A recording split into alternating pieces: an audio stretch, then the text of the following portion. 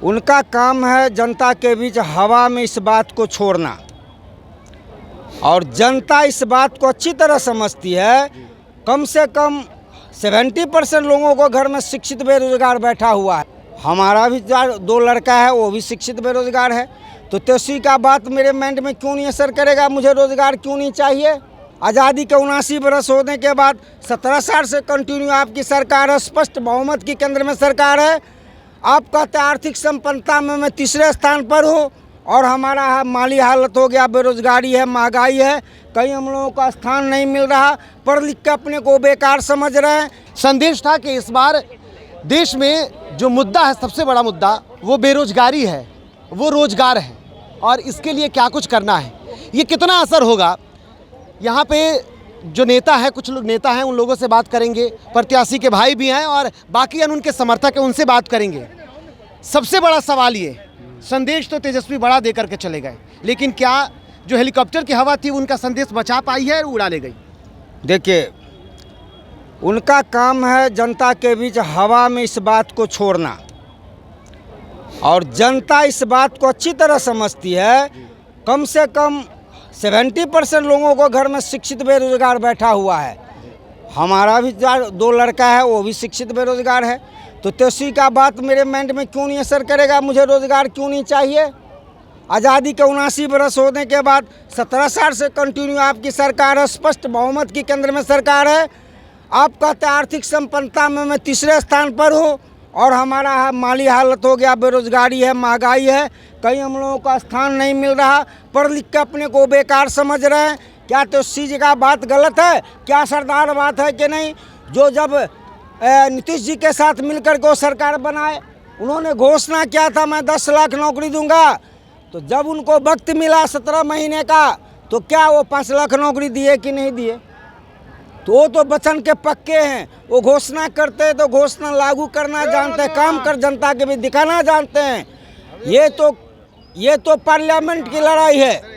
इसके बाद जब बिहार विधानसभा का लड़ाई आएगा और तेजस्वी जी के नेतृत्व में सरकार बनेगा, तो ये बात तय है, जो बिहार का तस्वीर, यहाँ के लोगों का तकदीर अवश्य बदलेगा। यहाँ की तस्वीर अवश्य बदलेगी, तकदीर अवश्य बदलेगी। तेजस्वी आए क्षेत्र में, अब आपको जाना है। अगले कुछ वक्त काफ़ी संघर्ष भरा होगा आपका। सुमन महासेठ बन करके जाना है, सब एक को सुमन महासेठ बनना है। क्या लगता है, चुनौती अब भी है या सब कुछ खत्म? कहीं चुनौती नहीं है। इस बार का जो इलेक्शन होगा 2024 का, यहाँ सुमन महासेठ के द्वारा जो लड़ा जाएगा, इसके लिए कहीं पे कोई चुनौती का समय नहीं है। इस बार अपार वोट से सुमन जी जीतेंगे और दिल्ली जाएंगे। क्या लगता है, चुनौती है? कोई चुनौती नहीं है यहाँ पर। यहाँ पलटू जी और ठौक जी, मोदी बाबा ठौक हैं, उनके खिलाफ में सब वोट होगा। उनके खिलाफ में पलटू जी के इस बार भगा देना है बिहार से। जिस तरीके से जेडीयू के प्रत्याशी रहे हैं, उनके खिलाफ तो अब जनता है, ये ऐसे लोगों का कहना है, लेकिन क्या लगता है कि वो फैक्टर बनेंगे? कोई फैक्टर नहीं है। फैक्टर गुलाब यादव? ना, कोई गुलाब जी नहीं है। गुलाब जी अपने जगह पर है, जहाँ है वहाँ है, उसमें कोई फैक्टर नहीं है। सबसे यहाँ से सांसद जो हमारे रामप्रीत मंडल जी हैं, उस कभी भी क्षेत्र में आज तक किसी से मिलने के लिए नहीं गए। हम जदयू के बहुत बड़े, मुझे वो छोट मोट बहुत बड़ा काज करता था, लेकिन कहीं कहीं कुछ नहीं, ना नॉमिनेशन में खोया जाता है, न कभी आज तक क्षेत्र में आया था, कभी दर्शन है।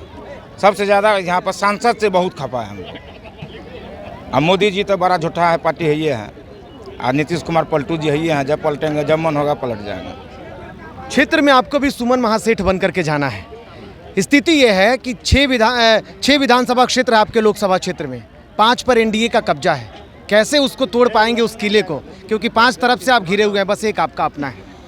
हम लोग जो अभी तक क्षेत्र में सुमन जी के लिए जो काम करते रहे हैं, एमएलसी रह चुके हैं सुमन जी निकाय चुनाव से, जिसमें कि हम लोग का हर एक पंचायत में, हर एक वार्ड सदस्य से, जिला पार्षद से, पंचायत समिति से, मुखिया जी से, सभी लोगों से, और वहाँ के जो भी मानिंद लोग हैं, जो कार्यकर्ता लोग हैं, जो अपने आप को सक्षम व्यक्ति हैं, उन लोगों से हम लोगों का मिलना जुलना 5 साल से पहले से 10 साल से जो है सो हम लोग का मिलना जुलना झंझारपुर लोकसभा क्षेत्र में रहा है, और उसी के बदौलत जो है सो हम लोग चुनावी मैदान में जाएंगे।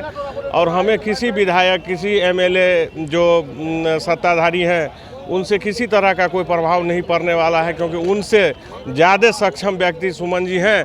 जो सुमन जी आएंगे तो यहाँ कल कारखाना, बेरोजगारी और शिक्षा में बहुत ज़्यादा सुधार होगा, ये यहाँ के लोगों का मानना है।